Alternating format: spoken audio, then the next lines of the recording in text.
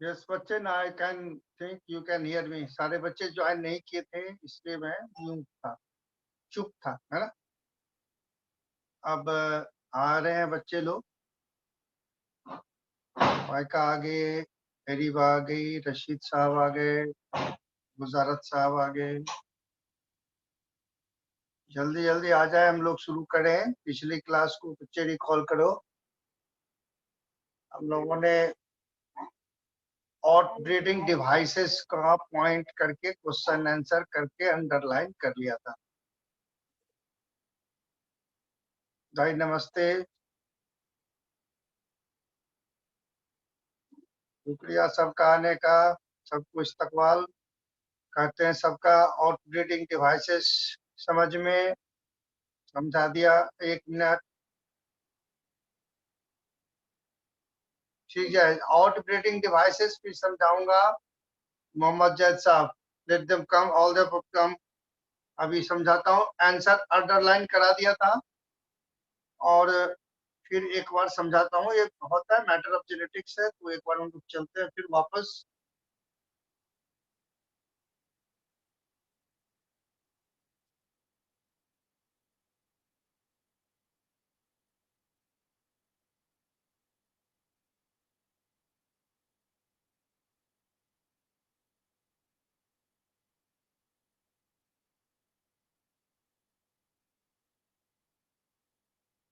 Chat box को side में करूँ इधर, that I can see the chat also. And तो ये बताओ, इसके जो ऑपरेटिंग डिवाइसेस के क्वेश्चंस आंसर्स करा दिए थे, वो तो मार्क है ना सबके पास, या किसी का छूट गया है क्वेश्चन आंसर? हाँ वजारत, ठीक है, क्वेश्चन आंसर है। अब आपको समझना है। अरीबा, ठीक है, आंसर करा दिया था वहीं पर, मार्क है आज का, ठीक है। जय साहब, ठीक है, मार्क है, समझना है आपको, ठीक है, समझाता हूँ। ये बच्चे हम लोग ब्रीडिंग अभी आगे चल के और ब्रीडिंग पढ़नी है इसमें, फिर से समझो।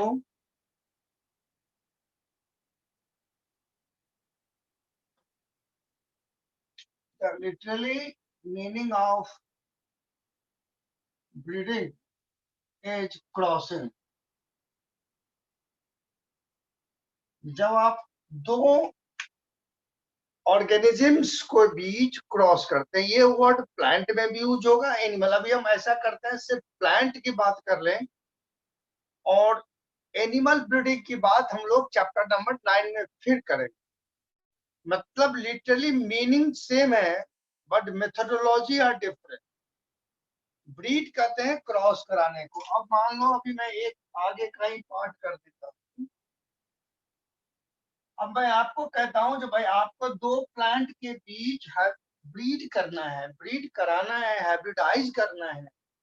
ये देखो आगे चल के आएगा हाइब्रिडाइजेशन। पहले मैं आपको दिखा लूं और फिर ब्रीडिंग भी समझाऊं, दोनों मिले हुए चीजें हैं। अब यहाँ देखते रहिए, यहाँ पर ये देखिए, आर्टिफिशियल हाइब्रिडाइजेशन यहाँ लिखा है। तो दिस इज ए ब्रीडिंग, इस पे आप ब्रीडिंग ही कर रहे हैं। ये जो वर्ड आएगा आर्टिफिशियल हाइब्रिडाइजेशन, तो इसको, इसी को लेके, इसी पार्ट को लेके आपको मैं वहां से ये क्लियर करता हूँ, breeding.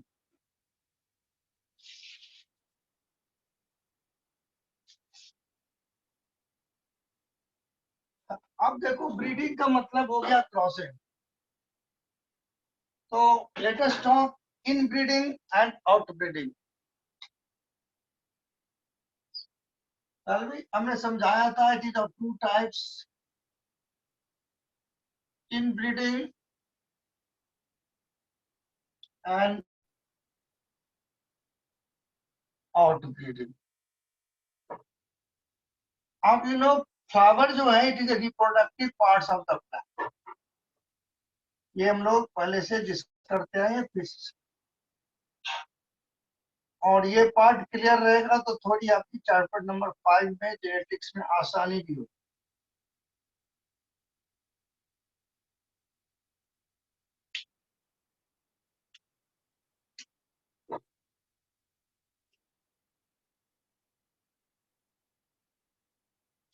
All of you know this is the anther, और ये एंथर है। Anther produces pollen. अब इस प्लांट का, अपने ही प्लांट का फ्लावर का पोलन अपने पे आ जाए, सेम। ये इसको कर देता हूँ सिंपल पर। तो ये हो गई इनब्रीडिंग, सेम प्लांट है। अब आउट ब्रीडिंग देखिए,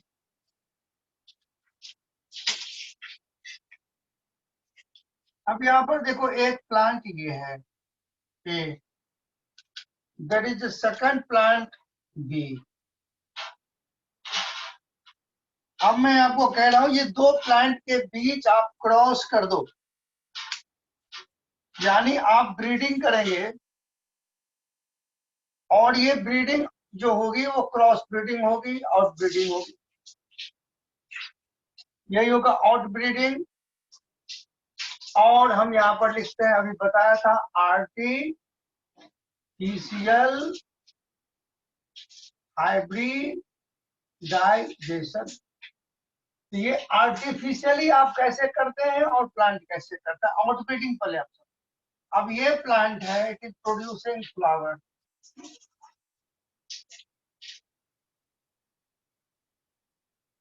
ये फ्लावर प्रोड्यूस कर रहे हैं, और ये प्लांट भी फ्लावर प्रोड्यूस कर रहे हैं।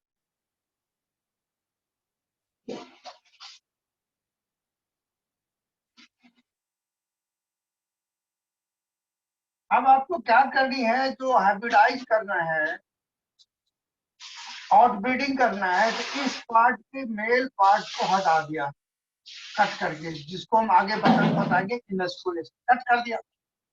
इसके डिफरेंट फ्लावर बड को लिया, मेल पार्ट को रिमूव कर दिया, जिसको आगे हम बोलेंगे इमस्कुलेशन। इस प्लांट में अब सिर्फ फीमेल पार्ट बच गया जी। अब आपने क्या किया, इस प्लांट का पोलन जो है, यहां से पोलन लिया और इस पोलन को इस पर टेस्ट कर दिया, तो इस प्लांट का इस पर डाल दिया, तो ये आउट ब्रीडिंग हो गई। अब मैटर क्लियर हुआ। यदि आप अपने से कर देते हैं, आप कर रहे हो, तो ये हो गया आर्टिफिशियल हाइब्रिडाइजेशन। ह्यूमन जब करेगा, और प्लांट ने अपने आप कुछ मेथड डेवलप किया है, जिसके बारे में यहाँ डिस्कस है। आप बोलो ये breeding, inbreeding, out breeding, matter is clear. इस पर लिखेंगे मोहम्मद जैद, यस, ठीक है। अब हम एक बार और करते हैं, इसको आपने किया तो हम आर्टिफिशियल हाइब्रिडाइजेशन की पूरी प्रोसेस भी बता देता हूँ, फिर हम इस पर आएंगे। तो इसमें तो हमने बता दिया, जो प्लांट अपने, ये तो आपने कर दिया, यहाँ कट कर दिया, ये डाल दिया, बट प्लांट अपने आप कैसे किया, वो यहाँ पर था। तो प्लांट कैसे किया था, तो प्लांट में कई चीजें थी। प्लांट तो इमैस्कुलेट नहीं करेगा ना, जो फील्ड में खुद तो जाएगा नहीं, ये तो आदमी करेगा। तो आदमी कैसे करेगा, तो अब ये देखो, यदि उनमें पहले मेल गैमिट मैच्योर हो जाए या पहले फीमेल हो जाए, तो भी उनको बाहर के पोलन पर ही डिपेंड होना होगा। फ्लावर में, प्लांट में यूनिसेक्सुअल फ्लावर, अभी मैं आता हूँ बेटा, पाई का अभी आ रहा हूँ, मैस्कुलेशन पे आ रहा हूँ। जीन उस्मान, जीनोगैमी हुआ, एक दूसरे, एक प्लांट है, दूसरे प्लांट का पोलन आया तो उसको बोला जीनोगैमी। हाँ, जीनोगैमी है, अपर सेल्फ में हुआ तो एलोगैमी है। सही है आप। अब ये फाइका का आ गया इमैस्कुलेशन। तो ऐसा है, जो पहले आउट ब्रीडिंग डिवाइसेस से जो क्वेश्चन आंसर हो गई थी, तो लेट अस डिस्कस इस पार्ट पे वापस आएंगे। Let us talk about this artificial hybridization. यहाँ पर है इमैस्कुलेशन। अब यही चीज को मैं समझाता हूँ, देखो। अब आई टोल्ड यू दैट भैया आप जाओ और दो प्लांट को आप क्रॉस करो। तो एक फील्ड में ये प्लांट जैसे बताया हूं लगा हुआ है, सपोज ए प्लांट, और दूसरा प्लांट यहाँ लगा हुआ है बी। और आपको मैंने कहा, टास्क दिया भाई, इस प्लांट को क्रॉस करो, दोनों के बीच का प्लांट चाहिए मुझे। क्योंकि दोनों की कैरेक्टर चाहिए। तो इन दोनों में से आप किसी एक को बना दे फीमेल और किसी एक को बना ले मेल। तो सपोज अब इसको आपने फीमेल बनाया, तो फ्लावर जब अपने आप मैच्योर कर जाएगा तो सेल्फ फर्टिलाइजेशन हो जाएगी। तो फ्लावर के मैच्योर होने से पहले क्या करते हैं, पूरी मेथड बताता हूँ। हैंड को भी स्टरलाइज कर लेते हैं अल्कोहल से, और कॉटन लगा के यहाँ पर बड को सिलेक्ट किया जाता, फ्लोरल बड, क्योंकि बड में फर्टिलाइजेशन नहीं होती। यहाँ पर प्लांट फ्लावर लगा हुआ है। अब डायग्रामेटिकली समझा रहा हूँ फिर से, क्या क्या स्टेज होगा ये यहाँ लगा है, और कोई एक फ्लावर में नहीं होता ये फील्ड में। तो पहला स्टेप क्या होगा, अब देखो स्टेप फर्स्ट आप आएंगे, फोर शेप से सारे एंथर को तोड़ देंगे। तो रिमूवल ऑफ एंथर जो हुआ, अभी आपने क्वेश्चन दिया था, दैट इज कॉल्ड इमेस्कुलेशन। आगे चल के मैं बोलूंगा इमेस्कुलेशन। ये जो आप एंथर कट करके हटा रहे हैं, that is called emasculation, removal of anther. और यदि आपके पास बुक है बच्चा, तो यहाँ पर लिख दो पेज नंबर 71, वहां फिर इमेस्कुलेशन आएगा। पेज नंबर 71 पर फिर इमेस्कुलेशन आएगा। अब तो इसको पूरे फ्लावर को आपने इमेस्कुलेट तो कर दिया। अब क्या करेंगे, immediately you have to cover with butter paper. ये कवर करेंगे, that is called as bagging. Why you will do the bagging, कोई फॉरेन पॉलन ना आ जाए। जैसे हमने इमेस्कुलेट किया, इसको कवर कर दिया। अब कवर करते हैं स्पेशल पेपर से, which is called as butter paper. ये भी बुक में नाम डाला हूं, ठीक है। अब डिफरेंट में आपने कर दिया। जब ये सारे को आपने ढक दिया आराम से, अब आप आए इस प्लांट पे।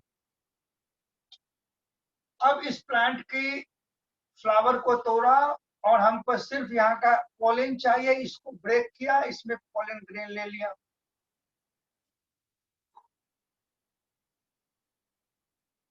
दूसरे फील्ड से उठा के ले आया पॉलन ग्रेन।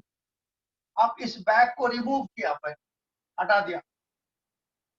अब ये जो पॉलन आई है, इसको आपने ब्रश से इस पर डस्ट कर दिया, जिसको बोलेंगे पॉलिनेशन। अब पॉलिनेशन कर दिया, अगेन दूसरा बाहर का अनवांटेड पॉलन नहीं आए, तो फिर से कवर कर दिया, दैट इज कॉल्ड एज रीबैगिंग।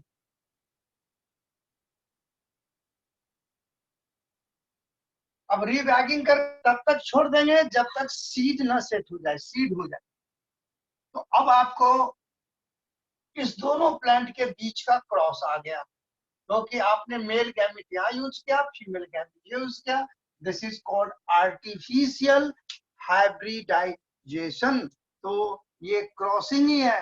अब बच्चे इमेस्कुलेशन क्लियर हो गया, फाइकल रिमूवल ऑफ एंथर।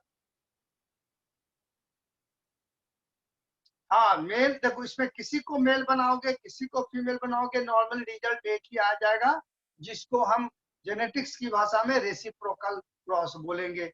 अब तो यहाँ से जब इतना हमने कर ही लिया, तो यहाँ से रिलेटेड बच्चे क्वेश्चन तो बना दो, 1 मार्क्स। इसको मिटा दूं मैं, आपने नोट करना। तो अब क्वेश्चन है नंबर 1। पहला जो लिखा हुआ है question, right the steps of artificial hybridization. बस यही आंसर है। Right the steps of artificial hybridization, emasculation, bagging, pollination, rebagging. अच्छा, अब इसी को मैं ऑब्जेक्टिव में कन्वर्ट करूं, तो which of the following sequence is correct for hybrid artificial hybridization? तो इसको ये 1 2 3 4 सीक्वेंस में उल्टा पुल्टा कर देंगे। If you know the meaning हम तो कर लेंगे। सबसे पहले emasculation, bagging, pollination, रीबैगिंग।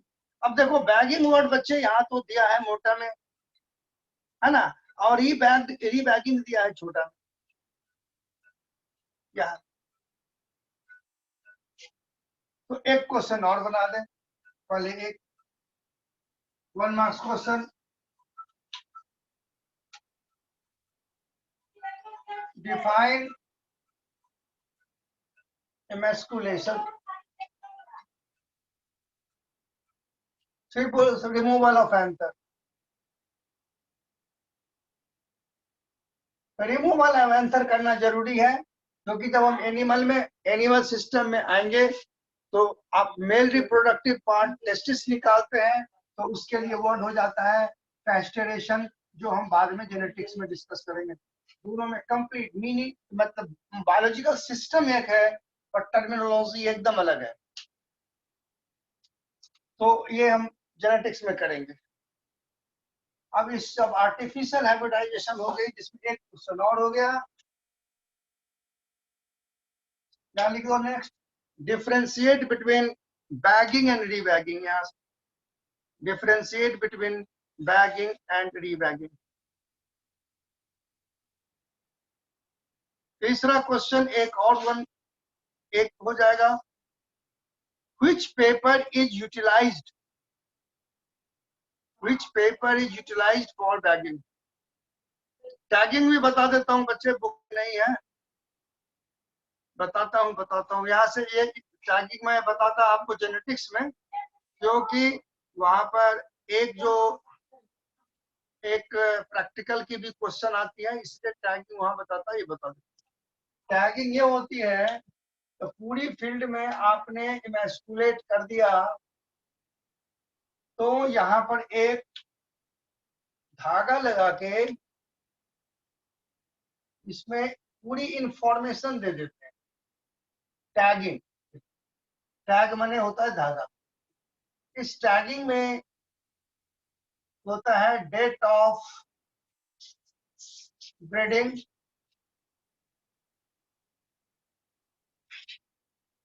Number 2 name of breeders, plants details यहाँ पर होगा। The tagging nothing but consist of a tag which gives all the information about details of the process of the hybridization you have done। अब इसमें एक है जो butter paper ही use होगा। तो ये सारी मैटर किसके लिए हुआ बच्चों, किसके लिए हुआ, जब फ्लावर में बाइसेक्सुअल फ्लावर बनेगा तभी तो करना पड़ेगा। लेकिन यदि प्लांट जो है इमैस्कुलेटेड यूनिसेक्सुअल फ्लावर बनाते हैं, parents produce unisex flower, there is no need of emasculation. तो अब यहाँ पर क्वेश्चन कर देंगे, what is the steps of hybridization in unisexual flower। Unisexual flower, तो यूनिसेक्सुअल फ्लावर में आप क्या करेंगे, सबसे पहले ओनली जिस प्लांट को फीमेल बनाना है, यहाँ पर सबसे पहले बैगिंग कर देंगे, फिर पॉलिनेशन करेंगे, फिर ये आएंगे, इमैस्कुलेशन पार्ट रिमूव हो जाएगा, बिकॉज प्लांट इज यूनिसेक्सुअल। यहाँ तक क्लियर है बच्चे। अब ये पार्ट हो ही गई, फिर बैक आ जाए हम, एंड उससे रिलेटेड ये पार्ट था। तो ये आपने किया और ये मेथड्स प्लांट ने अपने आप डेवलप कर लिया। बेटा बटर पेपर यूज नहीं, बटर पेपर में ये क्वालिटी होती है कि नॉर्मल मान लो पॉलीथीन आपने लगा दिया, कहोगे सर मैं तो मार्केट से लेके पॉलीथीन लगा लूँ, तो उसमें जो वेपर निकलेगा ना, वो क्या करेगा, फ्लावर को ही तोड़ के गिरा देगा, खराब हो जाएगा फ्लावर। तो बटर पेपर की क्वालिटी ये होती है जो फॉरेन फॉरेन आए भी ना और वाटर वेपर भी बाहर जाए। लिख लो, बुक में नहीं है बट आप आस्किंग आंसर तो लिख लो, butter paper utilized in order to escape the water. अब हम लोग पॉलन पिस्टिल इंटरेक्शन से शुरू करेंगे नेचुरल वे में। अभी हम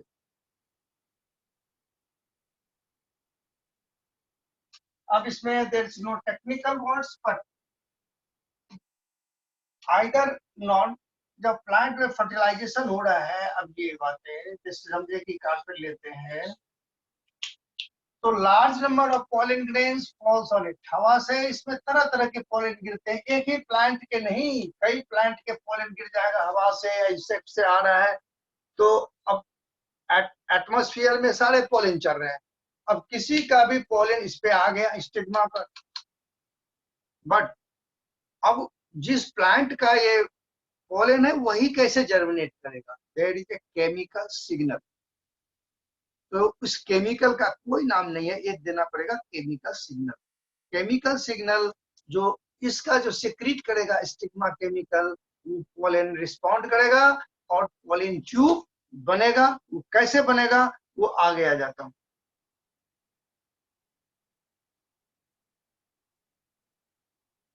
पॉलन पिस्टिल इंटरेक्शन, तो बस पॉलन पिस्टिल इंटरेक्शन समझना है क्या और कुछ?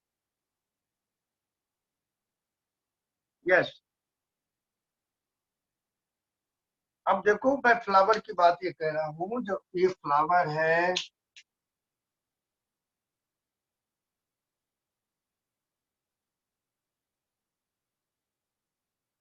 तो अब हवा में क्या होगा, सैकड़ों तरह के पॉलन आ जाएंगे ना जी, सैकड़ों तरह के पॉलन आ जाएंगे। तो ये जो स्टिग्मा है ना, क्या ये केमिकल सिक्रीट करती है, और ये केमिकल जिसका ये पॉलन है बाहर तो एग्जाइन होता है, ये यहाँ से निकला हुआ केमिकल यहाँ जाएगा यहाँ, और ये इसको रिस्पॉन्ड करेगा और इनकी जर्मिनेशन स्टार्ट होगी। ये कैसे होगी वो बताओ। ये है pollen pistil interaction, this is the chemical interaction. तो इसमें हमारे पास कोई भी केमिकल का नाम नहीं, क्या है वो नहीं किया हुआ है। How the pollen interact. अब इसके बाद यहाँ देखो, ये अब आपको यहाँ से डिस्कशन होगा। ये नेचुरल प्रोसेस में पोलन को जर्मिनेट, नेचुरल वे में जो पोलन ग्रेन जर्मिनेट होते हैं उसका पिक्चर है, ये स्टिग्मा का पिक्चर है, ये डायग्रामेटिक। अब पोलन जर्मिनेशन से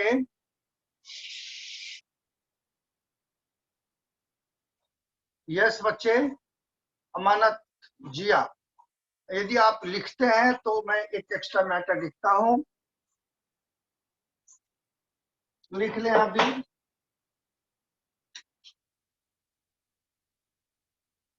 pollen kits,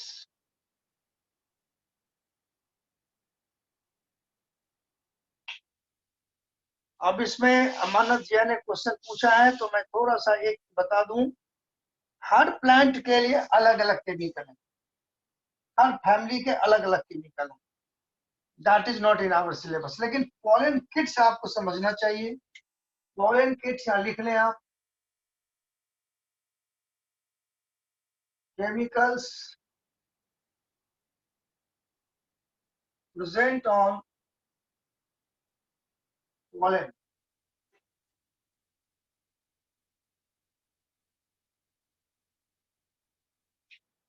which helps in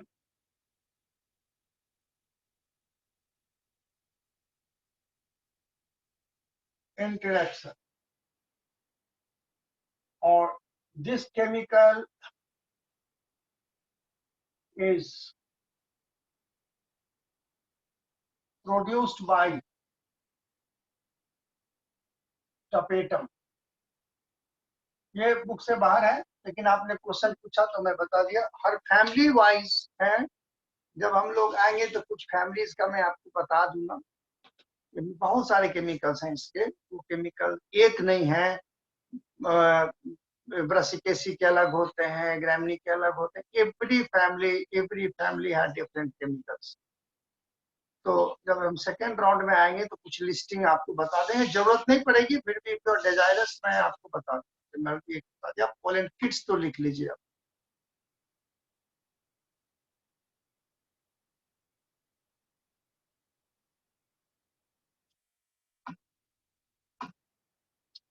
अब यहाँ पर देखो एक डायग्राम, पहले ये देखो, पहले अब ये हम लोग 11th में था सिलेबस में, फिर से पढ़े। देखो ये पॉलन ग्रेन्स आता है, जर्मिनेट करना तो सब शुरू करता है, but only one can capable to enter. जैसे ह्यूमन रिप्रोडक्शन में हम जाएंगे, आपको जाते समय एक आध केमिकल में लिखा दूंगा बच्चे, वो मत जाए, वो थोड़ा हम लोग सिलेबस से बाहर चले जाएंगे, मैं लिखा दूंगा ब्रशी कैसे एक सब केमिकल है। पहले बुक वाला थोड़ा पढ़ते चले। तो अब जैसे एग ही है, एग को अप्रोच करते हैं large number of sperm, but only one could able to fuse. इसी तरह से इस पे तो बहुत वेराइटीज के पोलन आए, लेकिन जो इनके पोलन आए वो सारे बहुत सारे जर्मिनेट करना शुरू करता है, जिसको यहाँ दिखाया। But ultimately of only one,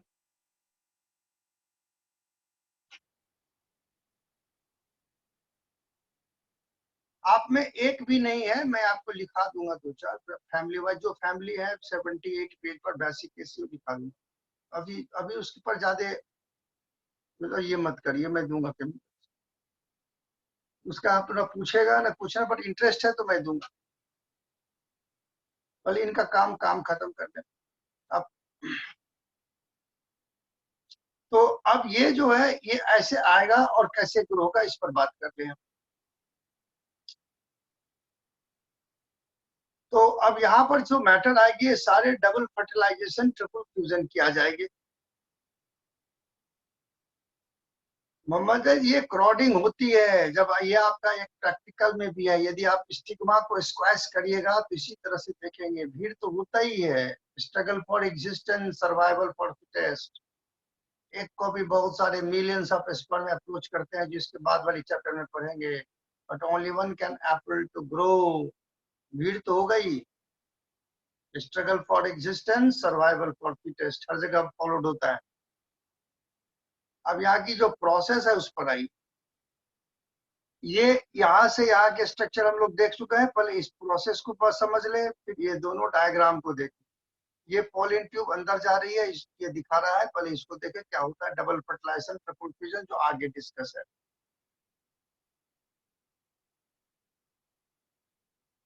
अब आप सब हेडिंग लिख लीजिए।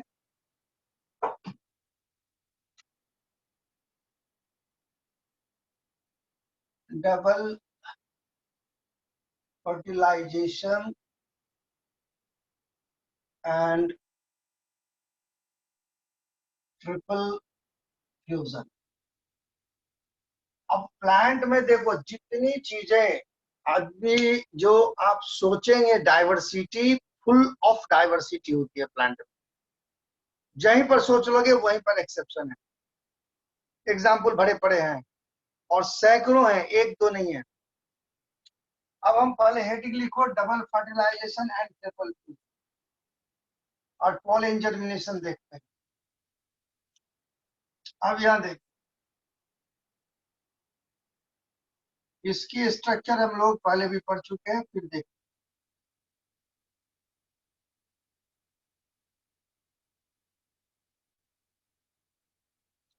एम्ब्रियो सैक का डेवलपमेंट हम लोग देख चुके हैं। इसमें से हमको अभी हाईलाइट जो है ये एक बगल में सिनर्जिट्स है, इसका कोई मतलब नहीं होगा। This is the integument. Integument is not complete, एक जगह खुली भी है जिसको बोलेंगे माइक्रोपाइल। ये स्ट्रक्चर आपके पास है। अभी फर्टिलाइजेशन में जहां से मतलब है उसकी बात करेंगे। ये है पोलर न्यूक्लियाई। यदि ये किसी को याद ना आ रहा हो तो आप लिखेंगे,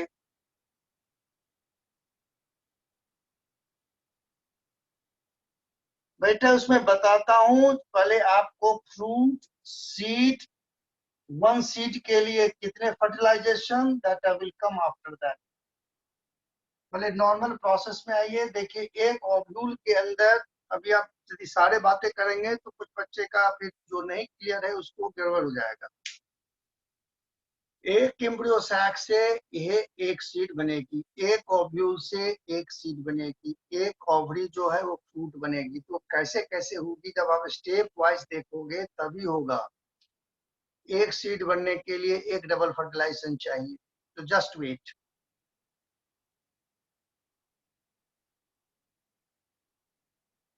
ये पोलर न्यूक्लियाई है और ये है एग।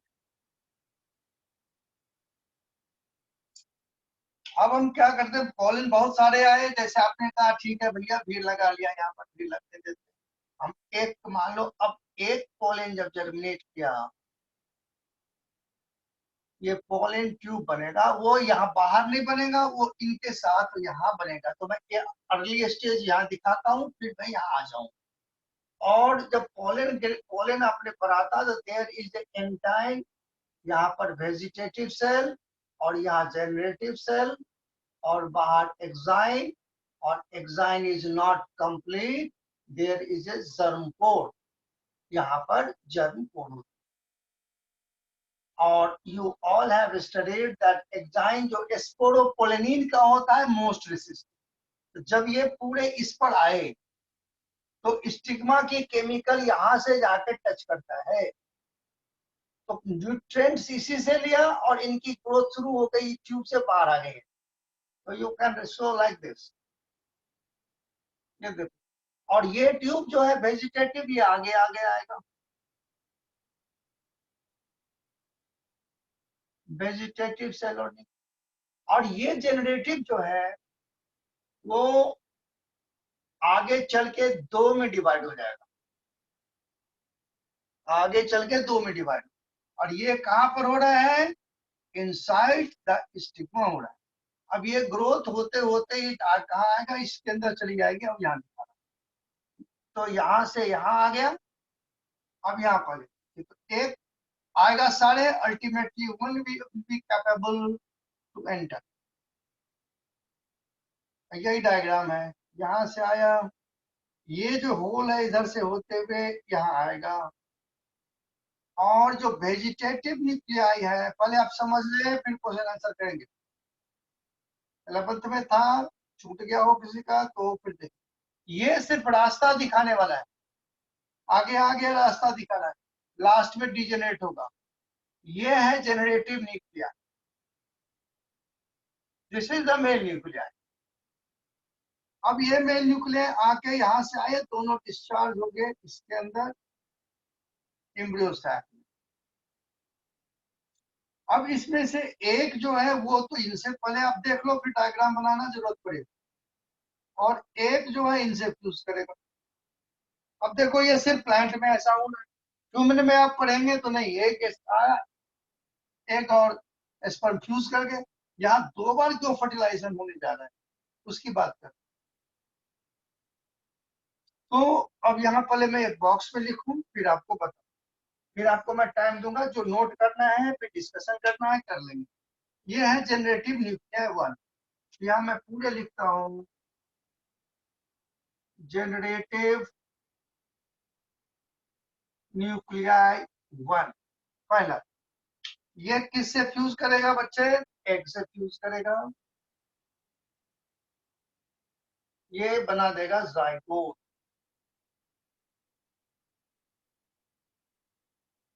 और यही लिख देता हूं, आगे चल के जाइगोट दो चीजें बनाती है,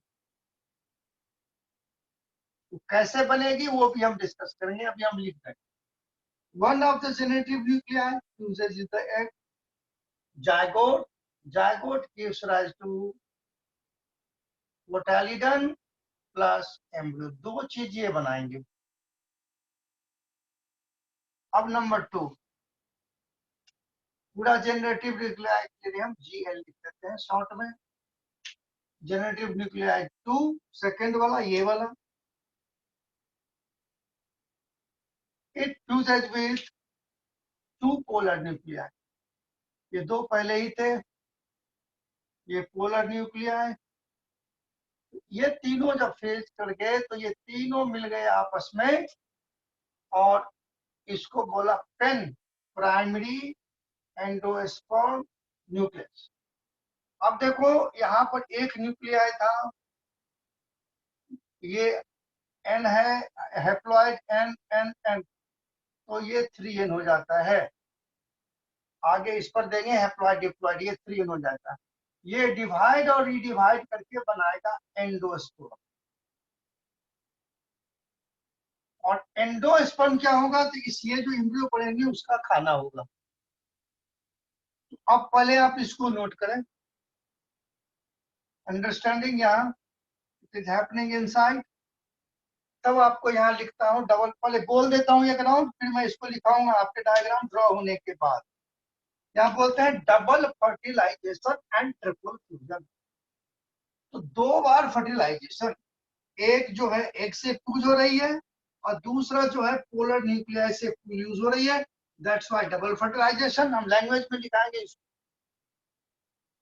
और triple fusion, the formation of PEN, primary endosperm, PEN मैंने ये पेन नहीं थी, primary endosperm nucleus. 3 nucleus fuse हो रहा है, 2 पोलर एक, इसलिए कॉल्ड एज दिस। पहले ये हो गई आपकी मैटर, साइका का हो गया, जैद साहब का हो गया, सुजात का हो गया,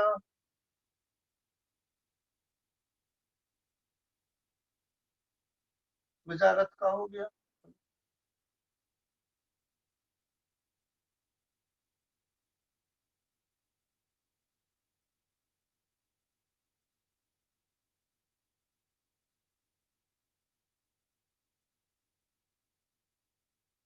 फातिमा का हो गया।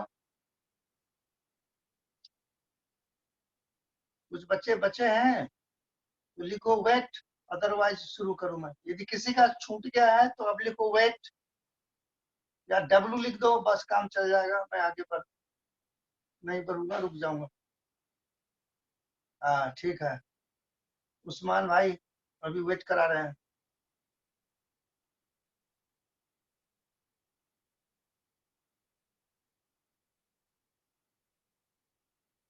उस्मान का भी हो गया।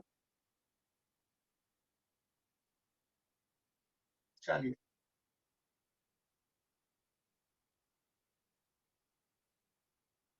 ठीक है भाई।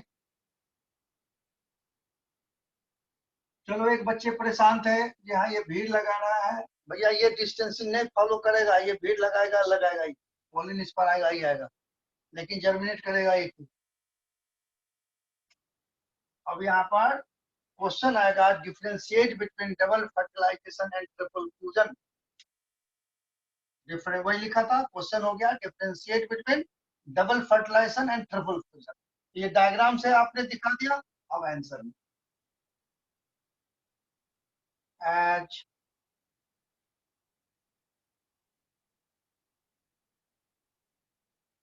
generative nuclei uses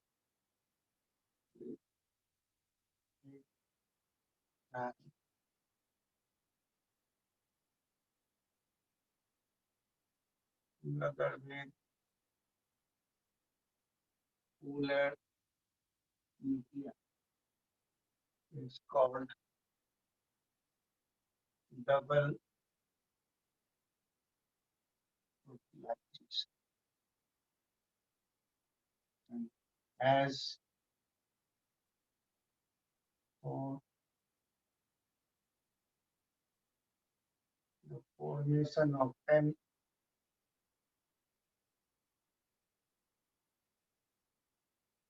p nuclei, two polar and one generative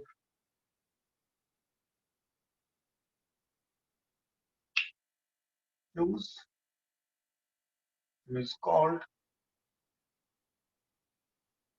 triple fuse. ये डेफिनेशन हो गई।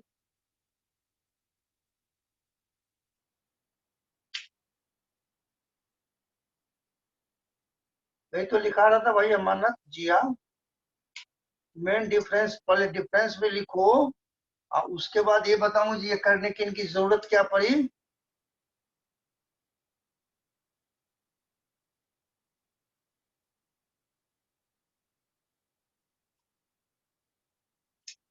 ऐसा करने की जरूरत क्या है, इम्प्रूव, इस पर भी बहस होगी ना, तब ना बात जिनके अंदर, क्योंकि आगे जब आएगी तो नॉर्मली ये सिनर्जिट्स एंटीपोडल तो खत्म हो जाएगा, इनका तमाशा खत्म, इधर नॉर्मल केसेस, डेविएशन छोड़ दो, क्योंकि आप लोगों ने भी क्वेश्चन किया है तो बहुत सारे डेविएशन होते हैं प्लांट में, तो आगे ये सब खत्म हो जाते हैं, सिर्फ ये आगे चल के बनाएगा कोटाइल, उस पर बात होगी, ये कर लिया तब समझो। जब इसे डेवलपमेंट करेगा, एम्ब्रियो बनाएगा, जो अभी दिखाएंगे, ये जायगोट बना तो ये बनाएगा एम्ब्रियो, डायग्राम से देखेंगे।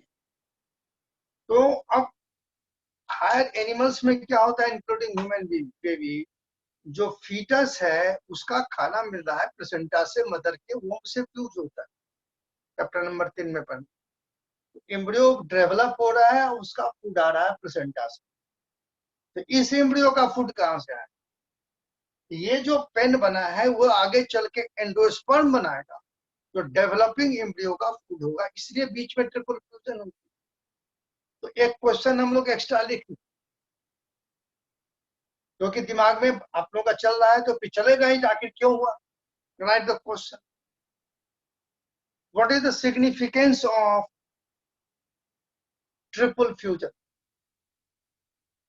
I repeat, what is the significance of triple fusion?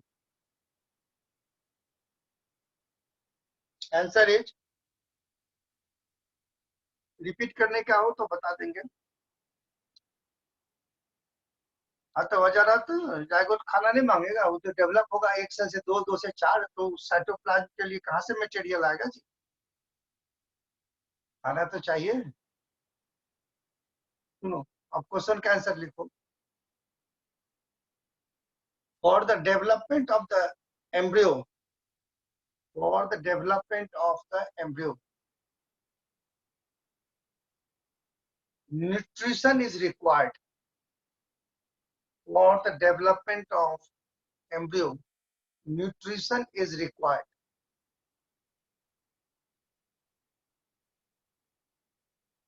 As hence after triple fusion,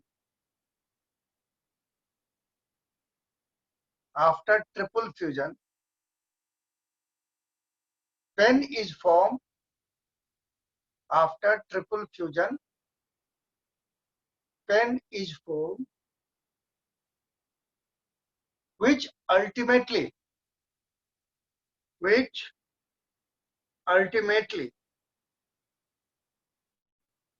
forms endosperm. After triple fusion, pen is formed, pen is formed, which ultimately develops into endosperm.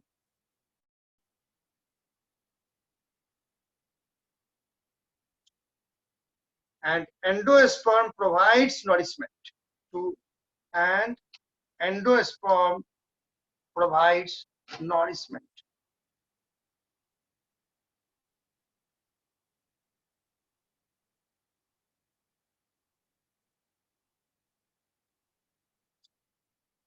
ठीक है, अब यहां से इस page से एक question बन जाए। नंबर 1 जो भी हमें ड्रॉ किया हूं वही क्वेश्चन आपका बना, ये क्वेश्चन चाहे यहाँ पर A B C D level हो, या लिखे draw the well level diagram of, ये longitudinal section of flower showing growth of pollen tube, ये 3 मार्क्स क्वेश्चन बनता है। फिर मैं रिपीट करता हूँ, यही सेम चीज लिख देना है, draw the well level diagram of longitudinal section of flower showing growth of pollen. अब कभी कभी क्या करते हैं बच्चे, एक क्वेश्चन आपको मैं बताऊं यहाँ से, कहाँ भाग गया भैया,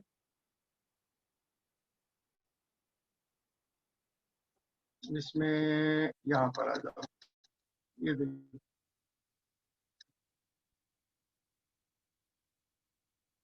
अब ये जो यहाँ पर 2 सिनर्जिट्स और एक एग है, जिसको मिला के बोलते हैं एग एपरेटस।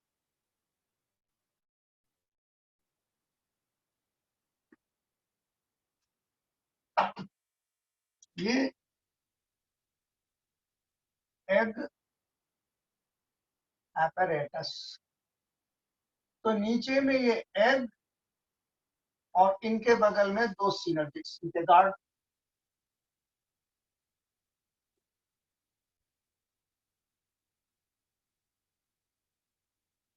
इतने पार्ट में this is the egg apparatus। तो अब यहाँ पर जो है डायग्राम है, चाहिए देखो, ये पूरा का पूरा एम्ब्रियो सैक नहीं है, ये एग apparatus को ले लिया यहाँ, और यहाँ जो पोलन ट्यूब की एंट्री दिखा रखा है, और सिनर्जिक्स में एक होता है फिलिफॉर्म apparatus जो है, जो इसको हेल्प करता है एंटर कराने में। अब यदि मैं आपसे पूछूं, यहाँ पर एक क्वेश्चन बन जाए, पहले तो अपनी पेंसिल से ABCD लिख दें, और अब ये देखिए है डी, ड्रॉ, यहाँ लिखिए question, draw the well level diagram, well level diagram of ये डी देखिए, enlarged view of N, draw the well level diagram of enlarged view of an egg apparatus showing entry of pollen tube। बस ये question दिया, यहाँ egg apparatus पूछ रहे हैं, तो हमको सिर्फ ये डायग्राम बनानी है, और हम कई जगह क्वेश्चन देते हैं, ये दे देते हैं तो बच्चे इसको ड्रॉ कर देते हैं। जब यहाँ साफ दे दिया है एग apparatus अंडरलाइन करने को, आपसे ये आंसर मांग रहा है। अब देखो यार, इसको भी नेग्लेक्ट किया हुआ है, ठीक है, तो ये कर ले। और ये दूसरी बात, यहाँ ए, यहाँ बी, यहाँ सी, यहाँ डी, और यहाँ ई, मार्किंग ऑफ द ABCD, ये भी क्वेश्चन हो। हम लोग एक एक पर, अब यहाँ से एक है आगे पोलन जर्मिनेशन में हम लोग छोड़े हैं, दिया था आज, और यहाँ से एक प्रैक्टिकल भी आती है 4 मार्क्स, तो रिलेटेड प्रैक्टिकल भी लिखते जाएंगे बोर्ड का practical.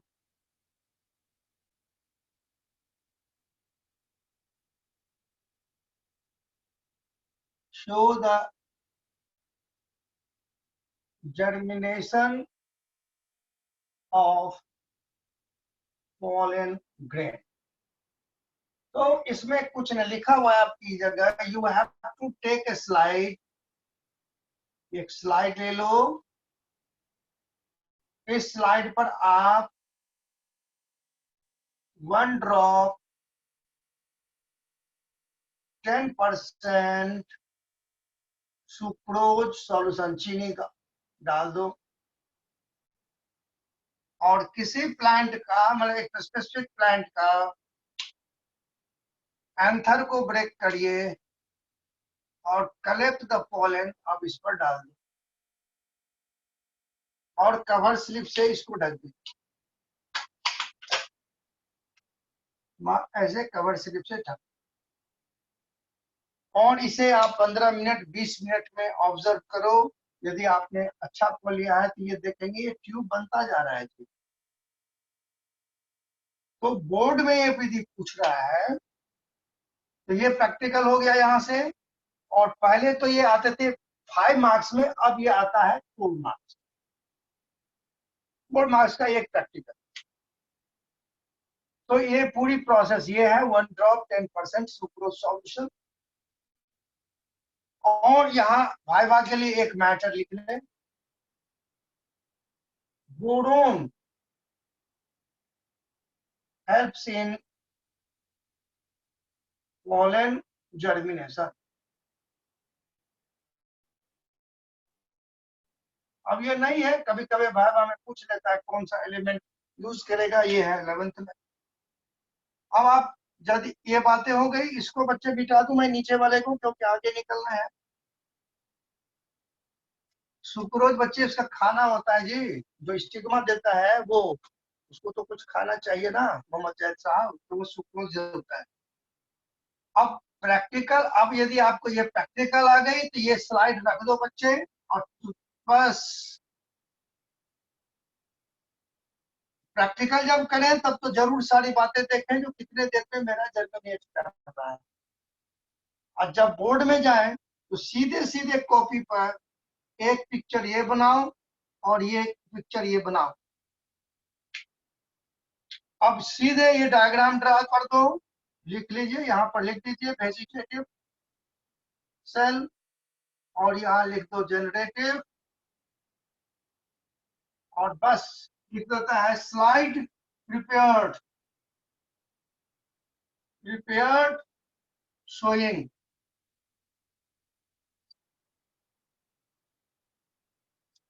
Growth of pollen tube. बस इससे आगे आपको कुछ नहीं लिखना, साइड में लिख इतनी सा, जैसे आप इसको लगाए वहां जर्मिनेट हो ना हो मुझे मतलब उतना ही है, उतना टाइम नहीं होता प्रैक्टिकल के अंदर, ये कॉपी पर ही जर्मिनेट कर जाना चाहिए। अब किसी की मैडम ने कहा है टैप वाटर में, तो जिन्होंने कहा है टैप वाटर में ही ग्रो कर जाए, तो हम उनको कहेंगे अपनी जिंदगी की जो गुजर है वो केवल टैप वाटर से करें। ठीक है बच्चे? अरे भैया जब तक उसको न्यूट्रिएंट्स नहीं मिलेगा, आप बुक में कहाँ पर है वो भी मैं आपको दिखा देता हूँ। ठीक है भाई, सिंपल सी लॉजिक है, वो जो पॉलन ग्रेन हवा में है उसका, उसमें साइटोप्लाज्म नहीं है उनको ग्रोथ के लिए बहुत, तो जब वो वहां से न्यूट्रिएंट्स आता है तो ग्रोथ होना शुरू होता है। अच्छा, यदि हमारे बच्चे मान सुक्रोज में भी नहीं होता है और वो ये बहुत चालाक है, समझदार है, तो क्या करेंगे, जिस प्लांट का उसने एंथर लिया है उसके स्टिग्मा को स्क्वैश करके डाल देगा नीचे में, यानी उस सारे केमिकल मिल गए अदर देन सुक्रोज, जर्मिनेट कर जाएगा। अब एक काम करो, आपको डिस्टिल वाटर भी डाल के देख लो और सुक्रोज भी डाल के देख लो स्लाइड पे, फिर मुझे कह देना क्या होता है। ठीक है जी, चलिए, तो जिन्होंने वैसे जर्मिनेट कराते हैं तो उनको सलाम है। चलो आगे चलते हैं। अब ये ऑलरेडी आपका बुक में लिखा हुआ है, कितना डालेंगे I am showing you, pollen crystal interaction, I am showing you the paragraph.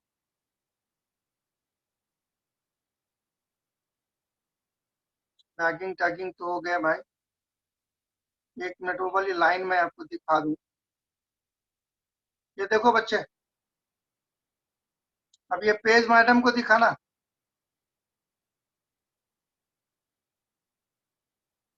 Usman, इल्सा, विजारत, सब आप देखो, यहाँ पर प्लांट का नाम भी दे दिया, chickpea crotalaria balsam vinca, and a glass light containing drop of sugar solution.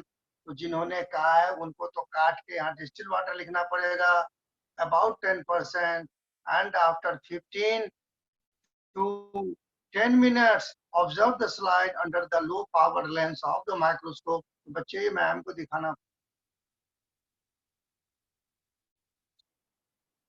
ठीक है, और ये नहीं, वो सिर्फ कोई सरकास्टिक वे में नहीं, तंग नहीं करना है, सिर्फ ये दिखा देना है जो जो और बच्चों को गलत इंफॉर्मेशन ना जाए। हम लोगों का जो है ये मैटर है, जो हमारे बच्चे ही दूसरे को बताएंगे उसे वही काफी है, और सॉफ्टवेयर में बताएंगे, नॉलेज इम्पार्ट करेंगे, और कर जब खुलेगा तो आप करके देखेंगे। और एक काम और कर सकते हैं बच्चे, आप सुनो, आप घर में हैं तो मैं बोलूंगा जो आप किसी अच्छे पॉलन को ले और घर में एक शीशे पर रखें सुक्रो सॉल्यूशन, और यदि आपके पास बहुत अच्छा अच्छा वाला मोबाइल है तो 10-20 मिनट के बाद उसको क्लोजअप करके आप पिक्चर लें, आई थिंक आ जाएगा, आ जाए तो मुझे भी सेंड करें, you can see it.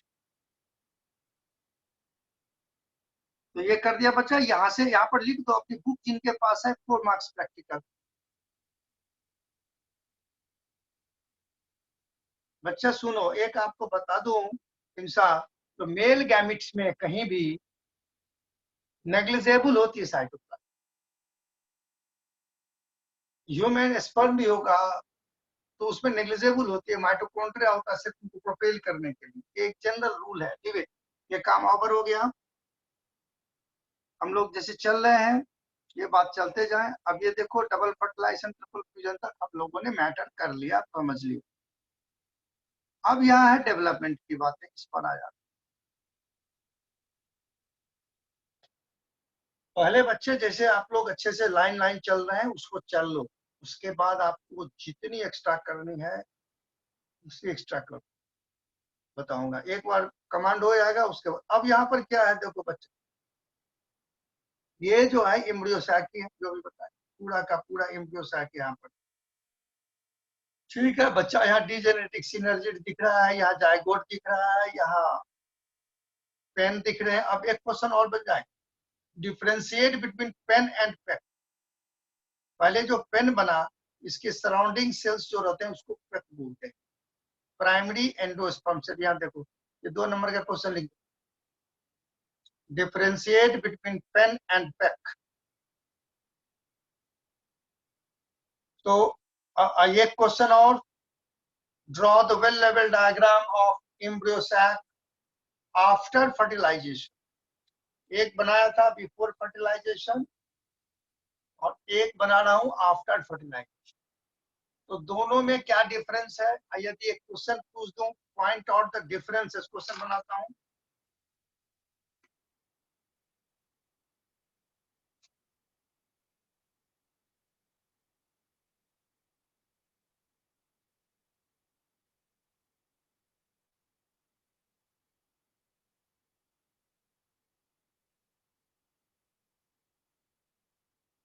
Differences in embryo sac, yes, embryo sac before and after fertilization। Question तो कुछ ही बन सकता, बन गया। अब देखो, आप इसके आंसर जानते हो अपने आप। ये देखिए, ये जो जायगोट बना, ये पहले एक था बिफोर फर्टिलाइजेशन। सिनर्जिड्स था, वेल डेवलप, डिजेनरेट कर रहे हैं। ये पोलर न्यूक्लियाई थे, पेन नहीं थे, पोलर न्यूक्लियाई था। और यहाँ एंटीपोडल था, डिजेनरेटिंग। तो बेसिक डिफरेंस यहाँ हो गया PEN and zygote, PEN and zygote. अब यहाँ पर देखो, ये development of zygote to embryo दिखा रखा है। तो अब यहाँ क्या क्या है, ये जो जायगोट है इसको निकाल के अलग कर दिया, अब डेवलपमेंट दिखा रहा है। तो फिर है, ये डेवलपमेंट क्या हो रही है, इसी के अंदर हो रही है। तो ये उल्टा हो गया जी। ये जो है, इसको आप 180 डिग्री पर मोड़ दो या इसको 180 डिग्री पर मोड़ दो, तब आपको सही पिक्चर आपके सामने आएगा। अभी बताता हूँ। ये डिजेनरेट करके कुछ नहीं, इनका काम खत्म, चला गया। डिजेनरेट मतलब क्या होता है? खत्म हो जाना।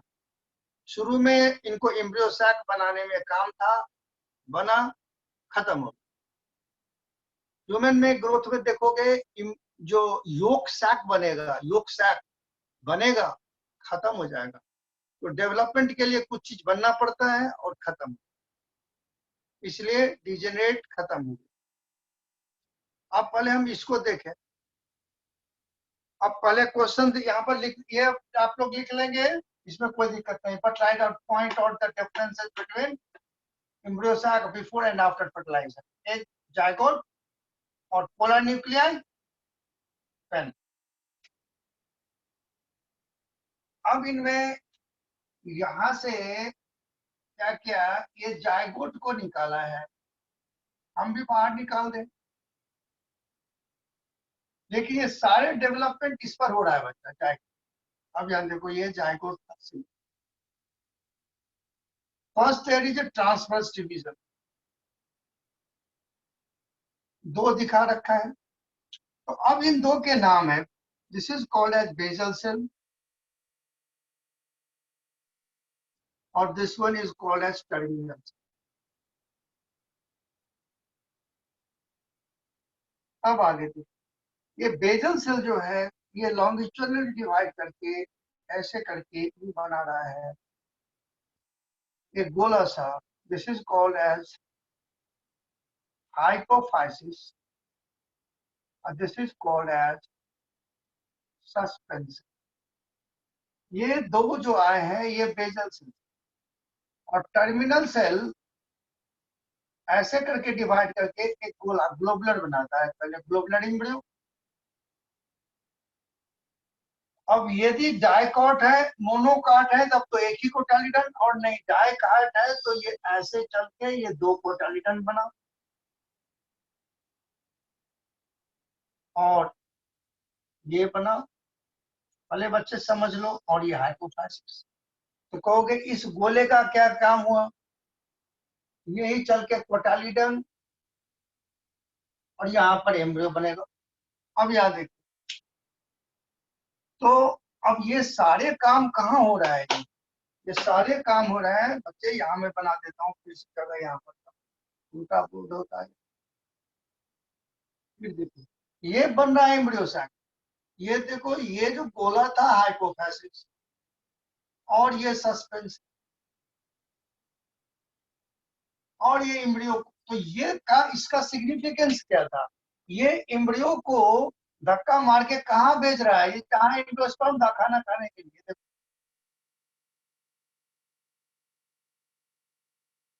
This is endosperm.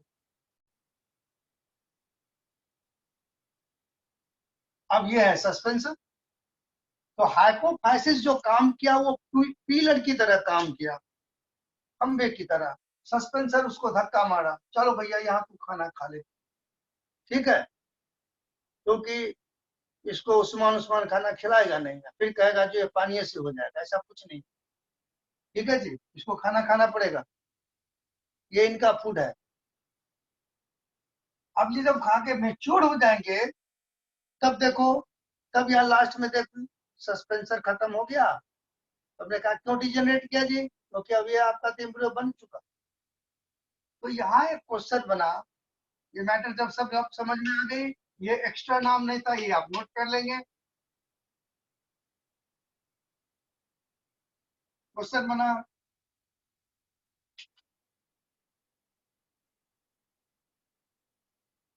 with help of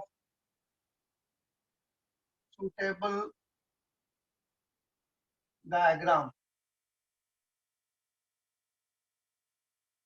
describe the development of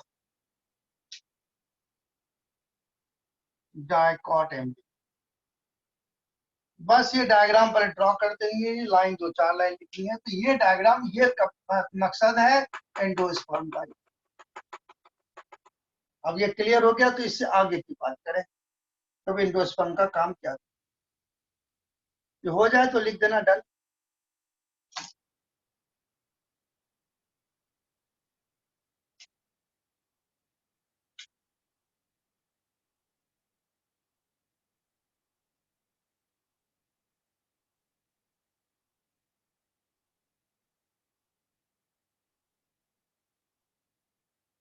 Mohammad Zaid का हो गया, इंसा का हो गया, फातिमा का भी हो गया. बात भी समझ में आ रही है ना बच्चे, क्योंकि ये बेचारा कहाँ से खाएगा, इसके पास प्लेसेंटा थोड़े है जो एंडोस्पर्म वहां से यूट्रस से लेगा, यही खाना होता है.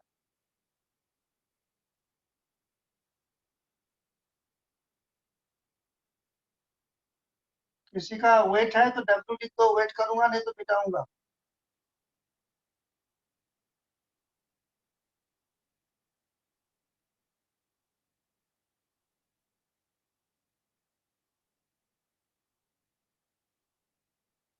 अच्छा ठीक है, करो आराम से करो, कोई दिक्कत नहीं. समझ समझ के खत्म करे, कोई दिक्कत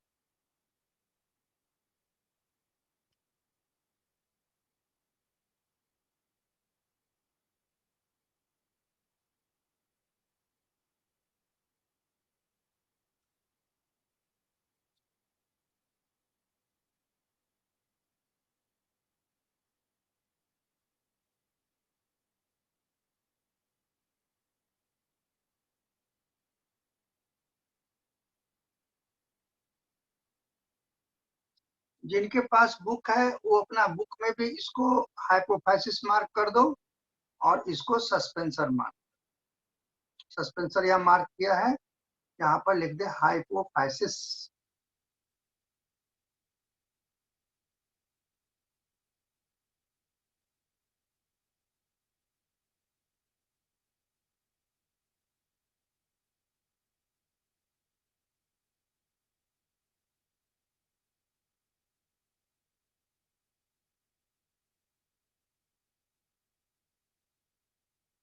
आई थिंक सबका हो गया।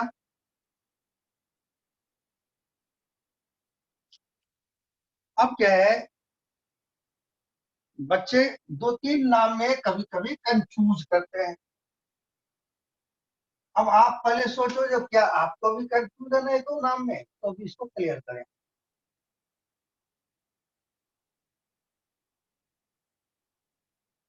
कोटालिडन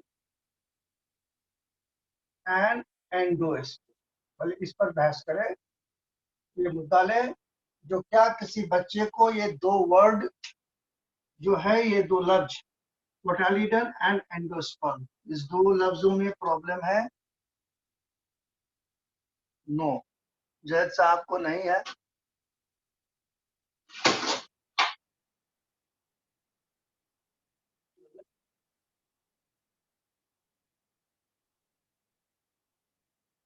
नो डाउट, नो डाउट, ठीक है। अब यहाँ देखो, सर्टेन प्लांट में क्या होती है, तो ग्रोथ होते होते ये इसका फूड हो गया, ये कोटालिडन बनाएगा। चना को खोलते हैं तो येलो पार्ट आपको होती है, कोटालिडन है, उसमें आपको एंडोस्पर्म नहीं मिलती।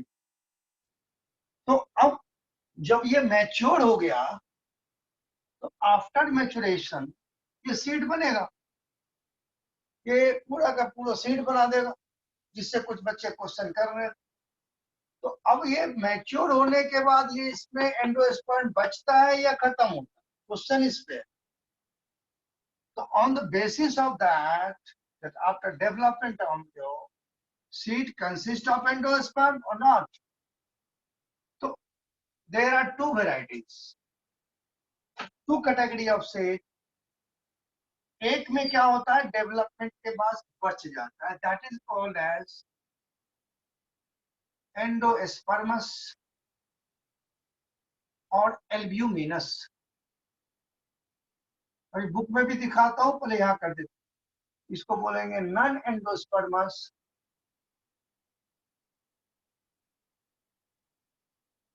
और नॉन एल्ब्यूमिनस। तो अब जाहिर सी बात है, एंडोस्पर्मस यानी एंडोस्पर्म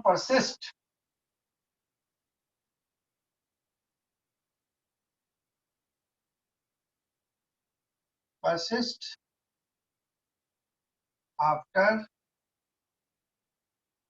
development। और यहाँ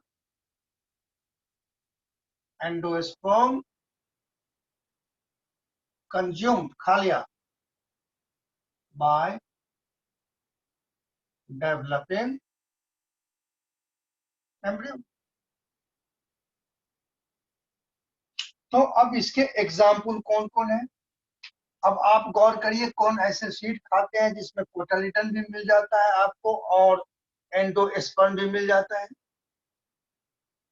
तो अब आप देख, पहले बुक को देख लें, फिर मैं आपको अंडरलाइन भी कराऊंगा। बुक का एक एक लाइन कोलियोप्टाइल कोलियोराइजा में बाद में भैया, हाँ वो तो बाद में आएगी, फिर हम बैक आएंगे।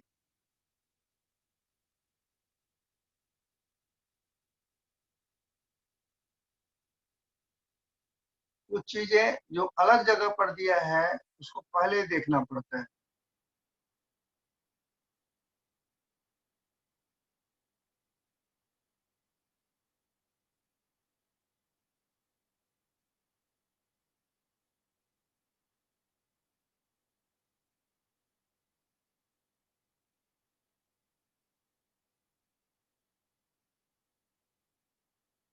या देखिए, अब यहाँ है mature seed may be albuminous, non-albuminous. Albuminous have no residual industry.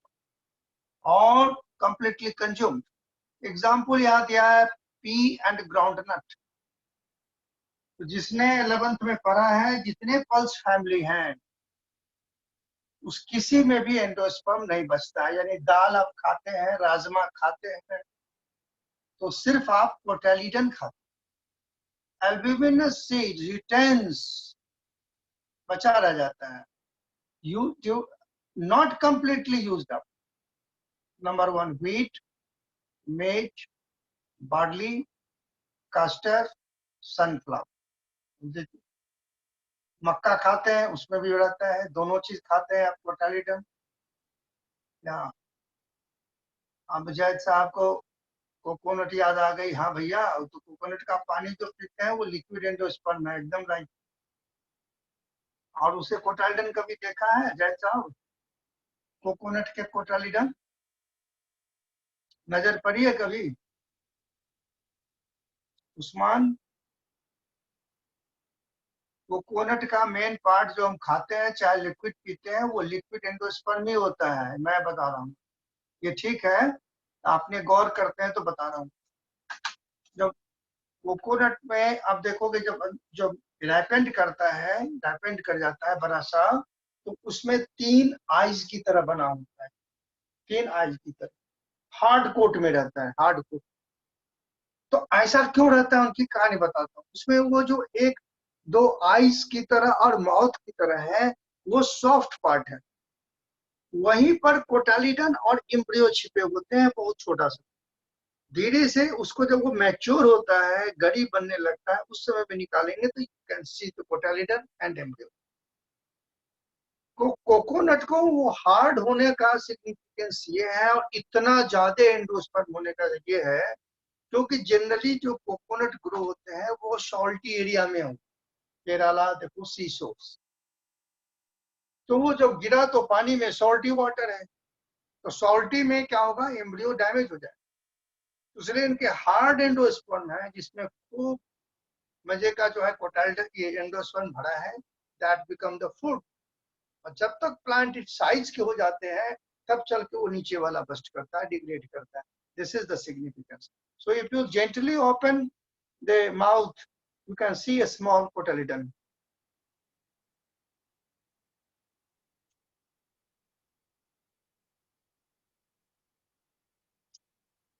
ठीक है भाई, कास्टर में भी होता है, कास्टर में भी होता है, कई में यहाँ पर कास्टर बोलते हैं, जिसका तेल बनता है रेडी, है ना।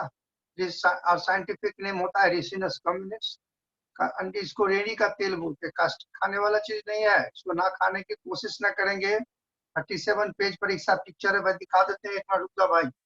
अमानत जो है वो कास्टर का कर दिया भाई, कास्टर ये खाना नहीं सोच रही, दिक्कत हो जाए। देखो ये है कास्टर का। तो ये कभी मिल भी जाए बच्चे, ये खाएंगे नहीं, इज नॉट एडिबल। इससे तेल बनती है, और इनका नाम होता है कैस्टर का रिसिनस कम्युनिस। हर में जो है प्लांट के लिए, हाँ मेज वाला खाएंगे भाई, मजे में खाएंगे। ये देखो, अब मेज का देखो, मेज में जो ये लिखा है स्कूटेलम, यहाँ लिखा है, तो ये स्कूटेलम कुछ नहीं, स्कूटेलम इज कोटालीडन, यहाँ लिख लेंगे। मोनोकॉट में, मोनोकॉट में कोटालीडन को बोलते हैं स्कूटेलम। क्वेश्चन भी बन जाएगा, what is the name of the cotyledon in monocot scutellum. और ये है एंडोस्पर्म। तो इसको यदि आपको देखना हो, तो मक्के को स्वेल कर लो, या स्वीट कॉर्न खरीदते हो, उसको बीच से काटो, you can see the major part इनका एंडोस्पर्म है, ये पेडिकार्प है, ये रेडिकल रिम्यूड है। तो ये हो गया एल्ब्यूमिनस नॉन एल्ब्यूमिनस की कहानी। वापस चले बोले, अब यहाँ जब आ गए तो एक वर्ड और आ गया, उसको खत्म ही कर लें। पेरिस्पर्म। 2 क्वेश्चन खत्म करेंगे। What is perisperm? तो नॉर्मल केसेस में आफ्टर डेवलपमेंट, ये एम्ब्रियो सैक हुई and it is surrounded by integument. ये डेवलप, ये जो स्पेस है दैट इज न्यूक्लियस। तो नॉर्मल केसेस में this nucleus is lost during the development, but in some cases it persist. यह देखो, remnant nucleus is called perisperm, and two examples are given here, one black piper and bit, 1 and 2, black piper and bit। immediately अब इससे मिलता हुआ word आ जाएगा नीचे में, देखो पेरिकार्प। तो एक क्वेश्चन वहां भी बना दे, differentiate between perisperm and pericarp.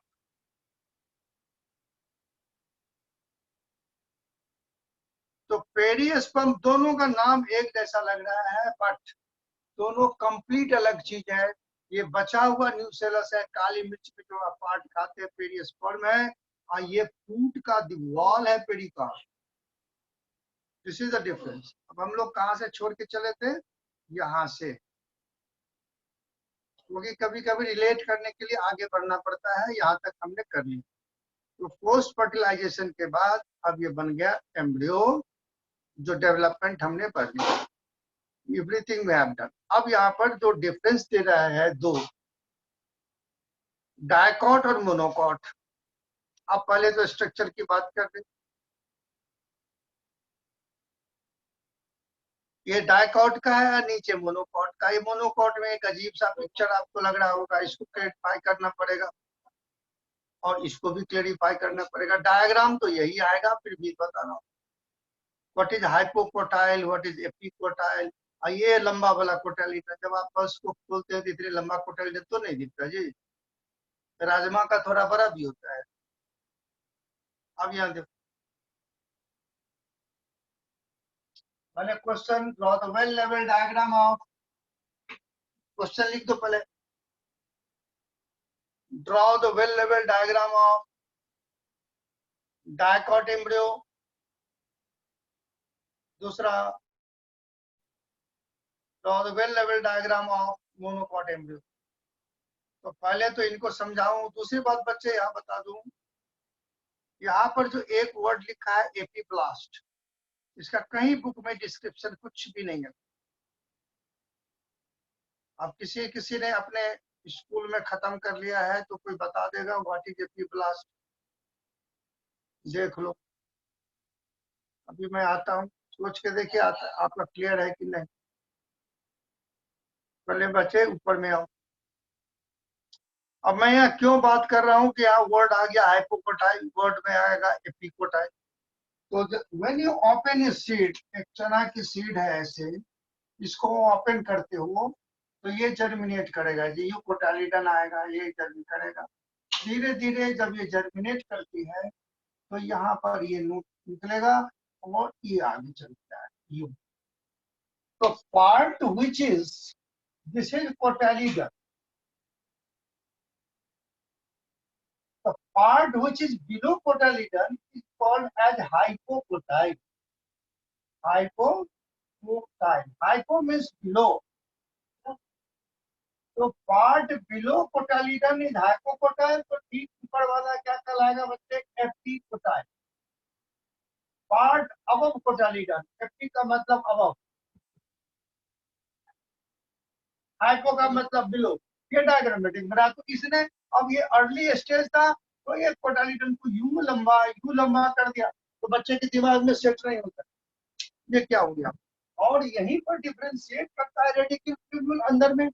अब यहाँ पर इसने ट्यूब्यूल तो दिखा दिया और यहाँ बनाया नहीं, और यहीं पर रेडिकल। अब बोर्ड में आप इत्मीनान से, कोई दिक्कत नहीं है, ऐसे बना दो और ये डायग्राम कर दो, लेकिन समझने के लिए अपनी डायग्राम बनाओ।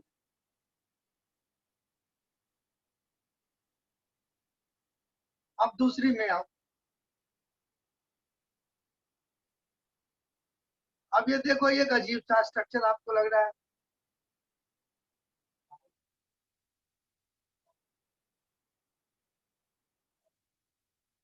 देखो भाई, आज जो उस दिन क्लास ये करा था, फायका जो है थक गई, रक्षा भी थक गया। अच्छा एक चीज, अब पढ़ाई बंद, एक बात मैं बता रहा हूँ बड़ी मजे, आप सब आदमी जो है ना अपने चेहरा तो दिखा देते हैं, अपने बच्चे को तो अभी मैं देख ही नहीं पाता कौन क्या कर रहा है। क्लास में यूं देख लेता था, अब कोई हंस रहे हैं कैसे कर रहे हैं मुझे पता ही नहीं चलता। अगली क्लास में मैं देखूंगा बच्चों को क्या। अभी का क्लास हो जाता है, हाँ छुट्टी कर देंगे तो अच्छा है भाग, अरे घर में तो रहना है। चलो छुट्टी, छुट्टी हो गई। मैं बात ये दूसरी बात कह रहा था ना, हमको सब देखते रहते हैं, मैं अपने बच्चों को नहीं देख पाता हूँ, अच्छा नहीं लग रहा। चलो भाई, खुदा हाफिज।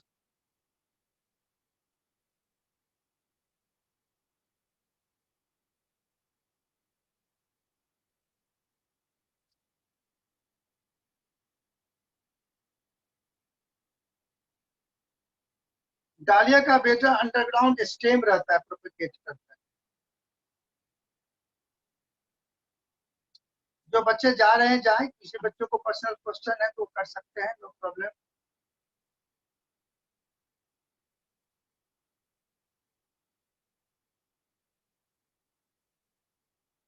और बच्चे अपने अपने क्वेश्चन डाल दो वहाँ।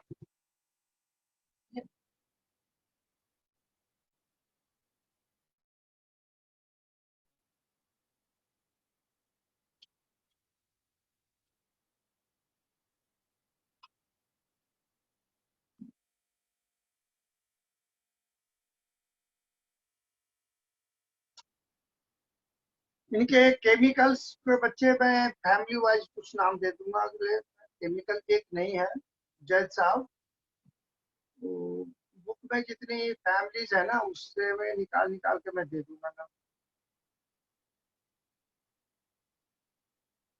एक तो पोलन वाला बता दिया, पोलन किस में कौन होता है, और केमिकल्स, केमिकल में मेन न्यूट्रिटिव होती है, फ्रक्टोज सब में होता है, फ्रक्टोज सब में रहता है प्लांट में।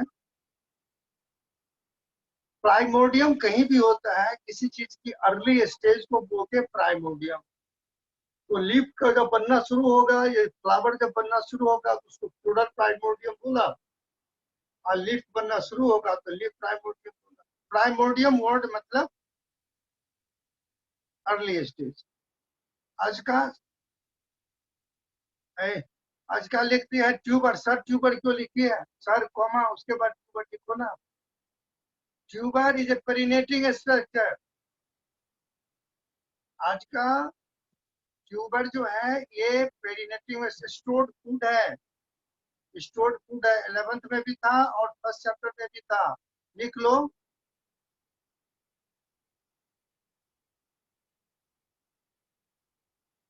यस, जो फर्टिलाइज करेगा वही इतना डेवलप होगा। नहीं तो कभी कभी आप मटर को छोलते हो तो इसमें छोटा सा निकल के आ जाता है हाथ में, तो फर्टिलाइज नहीं किया था।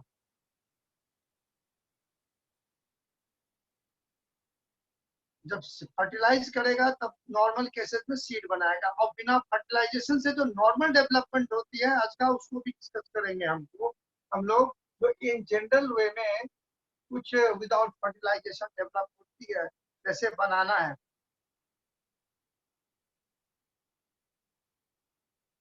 देखा बच्चे, और कोई क्वेश्चन?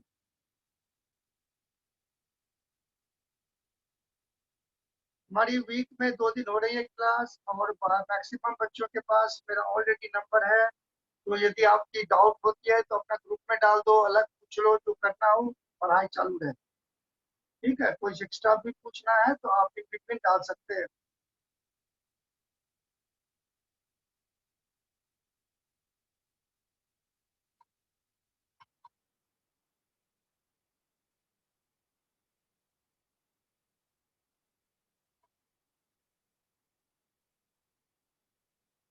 चलो भैया भाई, मेरे को आवाज नहीं बच्चा, ये कहते बच्चा चलेगा, 22टा बच्चा चलेगा।